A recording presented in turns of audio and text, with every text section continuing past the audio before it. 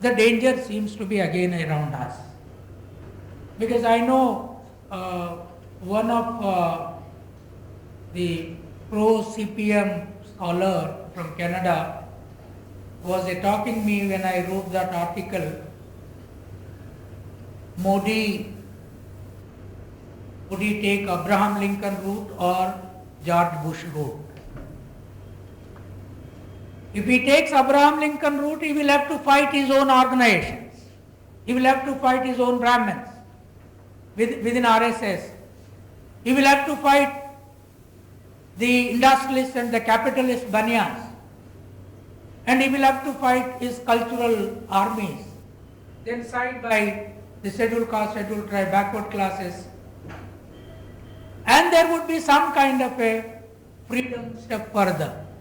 But if he does not have that vision, if that he cannot do that, then he would become George Bush and will go after the minorities, the whole state. Then there is kind of a massacre, a holocaust is possible. So when I wrote that, some of these my communists, even Muslim friends, thought that I am supporting Modi. So it is in this context, it is a time really to clarify my position. And now how should we understand caste from the historical position where we are today? What is it? As I have been writing for the last 25 years, ever since I started writing my thesis on Gautam Buddha's political thought, then why I am not a Hindu, post-Hindu India, buffalo nationalism, untouchable God, and then now recent my serious reading and rereading of Islamic history along with the history of Christianity. Some of my positions keep changing, there is no doubt about it. I need to confess that. Now, what is the status of caste today? And what is the status of India today in the world? Now, as we stepped into the first phase of 21st century, the status of the nation on two major fronts, if you understand that status of nation through the caste structures, one, India and Nepal are only two nations, but by and large it is a unit, Hindu unit, where the Hindu religion exists, is only land where idol worship, much worse than what it was during Prophet Muhammad period, exists in this land. Now, idolatry was a major problem for Prophet Muhammad. If you were to study the contemporary Arab world of Prophet Muhammad, he fought two battles, two wars with his own relatives around Makkah to remove idols from that place. You all know that there were about 325 and odd idols in Makkah. And he fought two wars, literal wars. Yeah? Two literal wars. So, idol worship or idolatry was anti-developmental both in spiritual life, in social life, in economic life. Now, before Prophet Muhammad, the first major war against idolatry was waged by Jesus Christ. When Jesus Christ came to Israel land, there were 4 castes in Israel.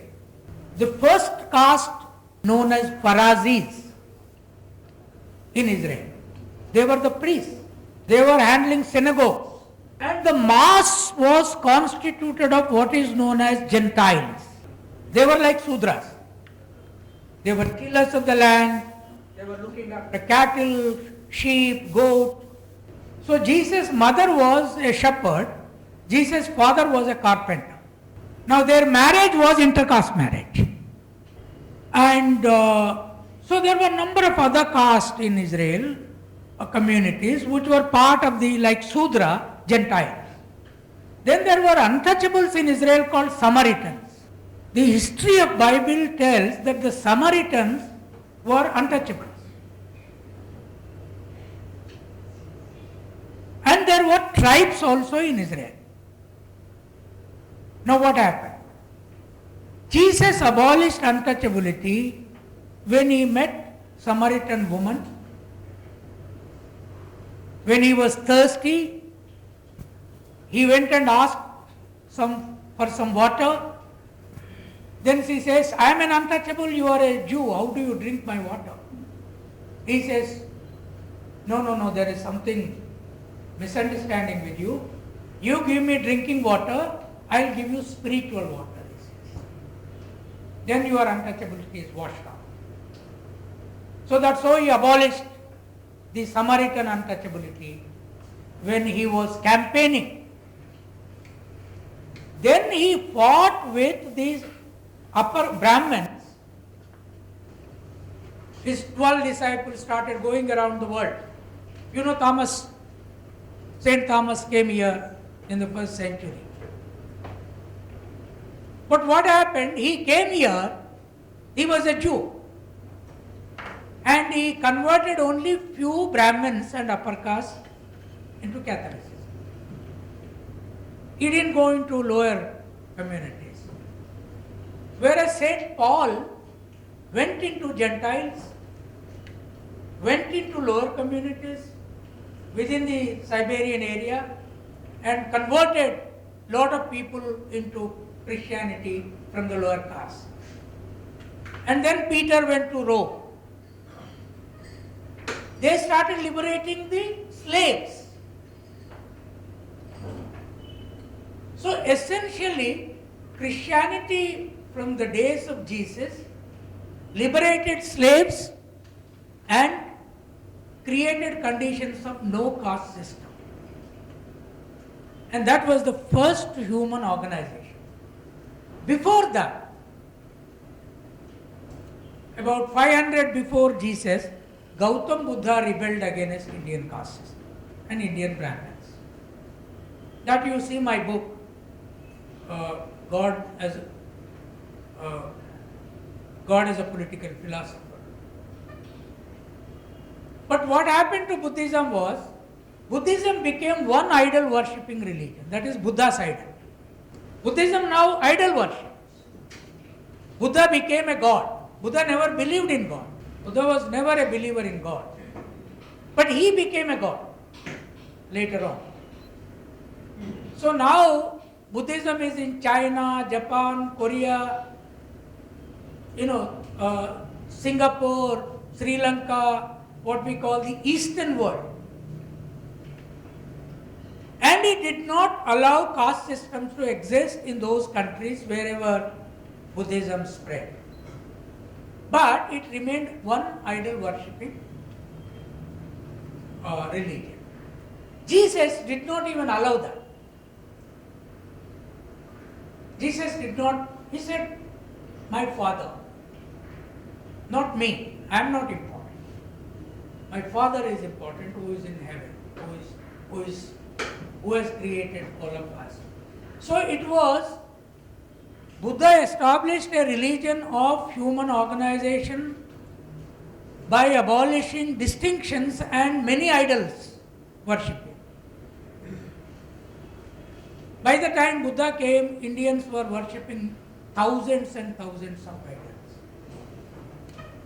So that Buddhism brought one idol of his own, and whereas Jesus did not allow any idol to be worshipped at all. Now unfortunately later on Catholics worship Jesus and Mary's idols.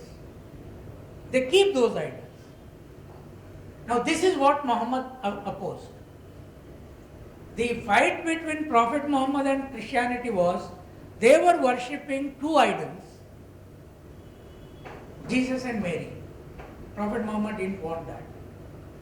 Now, that's how he became the last prophet, without even his own image around. Can any one of you tell me how was Muhammad looking? We can tell how Jesus was, how Jesus looked, what was his dress, what was his dadi, what was his hair, we know, we can paint. But can any one of you paint Muhammad? No, are you understanding what I am saying? All of you can understand English, no? There is no problem. But can any one of you paint Prophet Muhammad? His image? Why? Did any one of you paint it? You will die. You will be finished. You know what is happening in France, no? You can't paint him. There is no image. Can any one of you paint Allah? How does he look? You can't. But in Christianity, there is a form. Very abstract form. So what happened? Christianity abolished the notion of idol worship, but Catholicism survived. Prophet Muhammad abolished idols altogether. Now today, in the Buddhist world, there is only one idol, that is Buddha. In Christian world, in Catholic world, only Mary and Jesus photographs we know, paintings we know.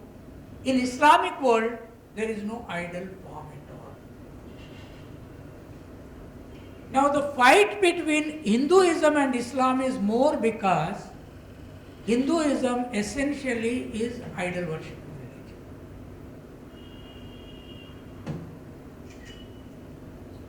Now my recent reading tells me that so long as so many idols are there, that many castes will be there in India.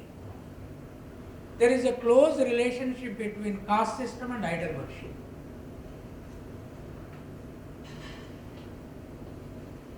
Do you understand what I am saying? In India, if there are 33 crore gods, 33 crore idols and more, and 33 crore castes. Each idol worshipping social unit is a caste in itself, or a small group. In Kerala, tell me how many idols you can count, known idols. From Brahma, Vishnu, Rama, Krishna to Shiva, to Ganpati, Ganesh. Can anyone, also is there any study on Kerala idol systems? Any study? Did anyone count? Just an observation. Then if you are silent, I am not going to speak. I have not come here, I am not a Tendulkar, one bat, I am not that. Just an observation. And go to villages. Each small caste has its own idol. Some of them are trees, some of them are stones, some of them are some of them are snakes. Snake gods are also there. So Hanuman, monkey. You know, recently in Haryana, when they talked church, they went and removed cross from the church, put Hanuman there. I mean, it's a big insult to God. Cross is a symbol of sacrifice. Hanuman is what? A muzzle monkey. So, Hanuman, you have Hanuman Vyayam Shalas, right? Hanuman Vyayam Shalas are there? Did anyone go and do dangal? Exercise. Hanuman is not a mental intellectual. He will go and kill anybody. He will take the mountain and carry it and so Narendra Modi is a Hanuman, you know, for them. He's a physical, he's a 6-inch chest. Prime Minister should have big chest, not big brain. That was Narendra Modi's slogan. Prime Minister should have big chest.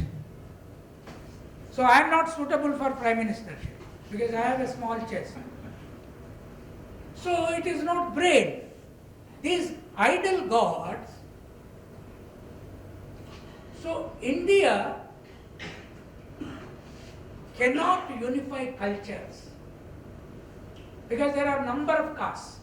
Each caste has its own culture, food habits, dress code, women's lifestyle, marriage system. Anything is separate from caste to caste. Because there is a caste god, goddess, and then there is a food culture. So what happens is thousands of castes, thousands of idol worship, thousands of small cultures, and there is no national unification at all. And there is no universality. See, world became known to each other. My thesis is, you are all Muslims, I know. Not all? How many of you are Muslims here? Many. Christians? No Christians here. You are afraid or what? You are just saying like this. Full 2 Christians, right? See, my thesis is, if there was no Jesus, if there was no Bible, there would not have been universal thought before Prophet Muhammad came. Universal thought would not have been possible unless an abstract universal God concept came. God is one. God sits there, watches everybody, is one. So one book, one God. For Indians, they cannot think of one book and one God at all. There is no book for Indians. And Brahmins say we have Rig Veda, Yajurveda, Samaveda, Bhagavad Gita. But I keep asking, how many of you read Bhagavad Gita in your life? Batches after batches, I ask teachers, students. Nobody, no Brahmin reads books. So that is the reason why in India we don't read. See, Brahmin never reads books. You don't know, we know. Brahmin come to marriages in OBC houses. But he reads a mantra with aeroplane speed. The boy and girl know only Telugu. That guy reads a mantra in Sanskrit with aeroplane speed. We don't know whether he is asking them to marry, live together, or die tomorrow, kill each other tomorrow. Nothing is known. Only 2 things. He says, rice samarpayami, vegetable samarpayami, money samarpayami, that is give, and swaha, that is eatable. So there is nothing understanding, there is no book reading. So one of the problems is one book, one God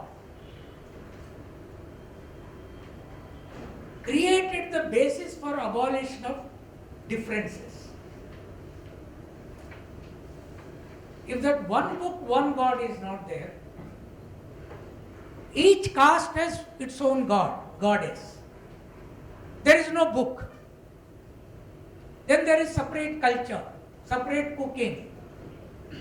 So Indian caste system essentially is anti-book. Caste system will never allow reading. Because mentally, caste system is anti-reading, anti-universal. See, you can't construct knowledge for a small unit. Knowledge has to be for universal. So something, generalization should be possible in knowledge. Otherwise, you can't produce knowledge. So caste system, Brahman, Kshatriya, Vaishya, Sudra, and then they said God created all of them differently and unequal. Then untouchability. And RSS now has a new theory. Untouchability is created by Indian Muslims, they are saying. Untouchability is not created by Brahmins, not created by Hindus. Untouchability is created by Islam. Now, when did they create untouchability? How many of you heard Al-Biruni's name? Yeah. Al-Biruni was the early 11th century Muslim historian who came from Iran, you know. He was the first person to write empirical history. Al-Biruni wrote empirical history. He wrote about caste, he wrote about Brahmins, he wrote about Shudras, he wrote about... Now, when Al-Biruni came, there were huge number of untouchables in Indian villages. He recorded that. And Brahmins used to treat any Muslim as untouchable. He says, they used to treat even me as untouchable. And Brahmins used to treat even the kings as untouchable. Though when the king came with army and all that, they surrendered. But they used to treat them as untouchables. Now there was a caste by 10, 20, 25. Al-Biruni was in that period. When did Muslims create untouchability? By the time Al-Biruni came, it was full of caste system, untouchability. When Gautam Buddha fought against Brahmanism, there was untouchability. 6th century BC. But RSS is saying untouchability and caste system was created by Muslims. So Indian Muslims have to counter this.